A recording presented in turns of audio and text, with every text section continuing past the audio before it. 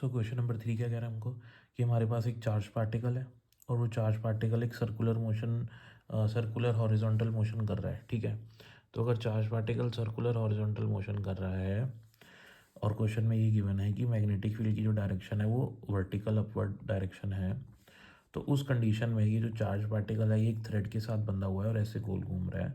तो क्वेश्चन बोलते हैं कि इस पे जो टेंशन होगी इस स्ट्रिंग में, इस रस्सी में, वो टेंशन इंक्रीज होगी डिक्रीज होगी, क्या चेंज आएगा उस पर। तो देखो, अगर चार्ज पार्टिकल ऐसे घूम रहा है यानी कि क्लॉकवाइज घूम रहा है, ठीक है, तो मैग्नेटिक फील्ड ऊपर की तरफ है। हम क्या करते हैं, इस पर मैग्नेटिक फोर्स निकालते हैं।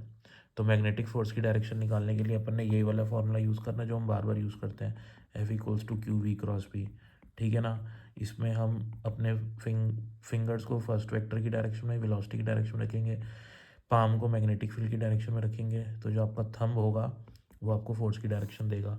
तो वेलोसिटी इधर है, मैग्नेटिक फील्ड ऊपर की तरफ है, तो थंब कहाँ पॉइंट कर रहा है, V×b। तो thumb along the string point कर रहा है।